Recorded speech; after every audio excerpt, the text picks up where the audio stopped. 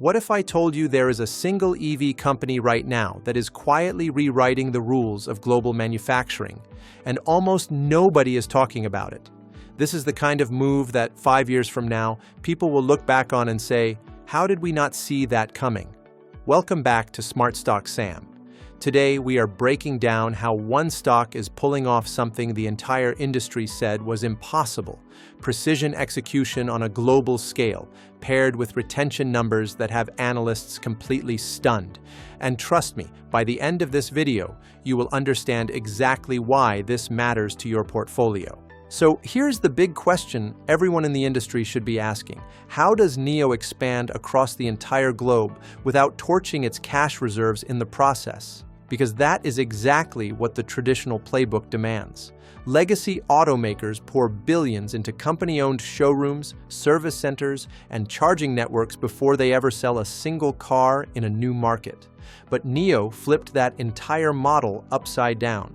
Instead of building the ground game themselves, they partnered with local heavyweights already embedded in these markets. We are talking about a partner-led strategy that slashes risk, accelerates market entry, and lets them own the brand without owning the burden. It sounds almost too clean to be real, and yet the proof is already on the map. Take Uzbekistan. They walked into Tashkent and teamed up with a local partner to build out their showroom experience and charging infrastructure in one of the fastest-growing EV corridors in Central Asia. And then, if that was not enough, they made their very first move into the Americas, not through some massive corporate acquisition, but by partnering with the single largest EV dealer in Costa Rica.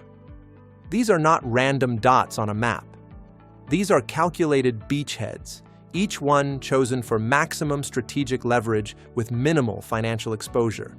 Now, could a company seriously pull off this kind of coordinated, multi-continent expansion without a single misstep? Apparently, yes.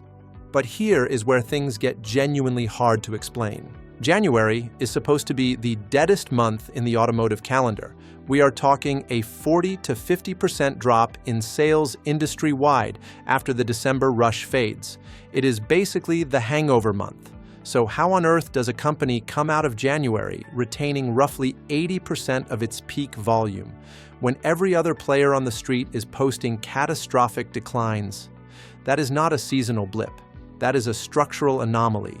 That is a brand that has fundamentally decoupled from the patterns that govern every other automaker on the planet. And when you start seeing numbers like that, you have to ask yourself, what is actually driving this kind of demand? The answer is going to surprise you. Most automakers rely on their cheapest, most affordable models to move volume. That is the traditional pyramid. Mass at the bottom, prestige at the top. But NIO inverted it entirely. Their flagship executive SUV is not just popular.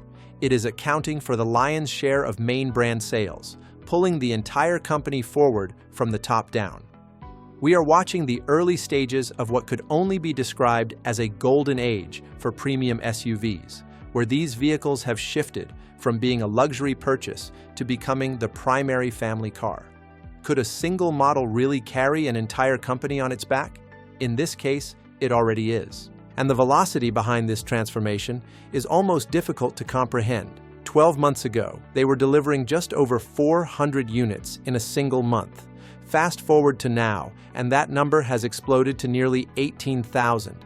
They crossed 60,000 cumulative deliveries just 2 weeks after hitting 50,000. They are moving over 700 premium SUVs every single day, and inventory is sitting at effectively zero. Demand is outpacing production. Could NIO seriously maintain this kind of acceleration without eventually hitting a wall? That is the question every skeptic is asking right now. And here is why the skeptics might actually be wrong. The unit economics behind this flagship model are generating what you can only call a strategic luxury. The high price point combined with this explosive volume is flooding the balance sheet with free cash flow. That cash is not being burned on survival.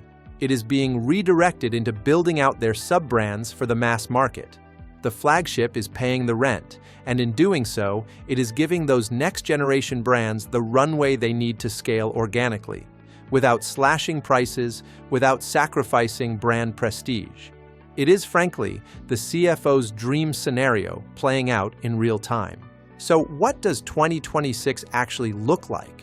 This is the year everything comes to a head. NEO has to pass the baton from their premium flagship to their volume-focused sub-brands, and they have to do it without compressing the margins that are currently funding the entire operation. Scale versus exclusivity. That is the real test.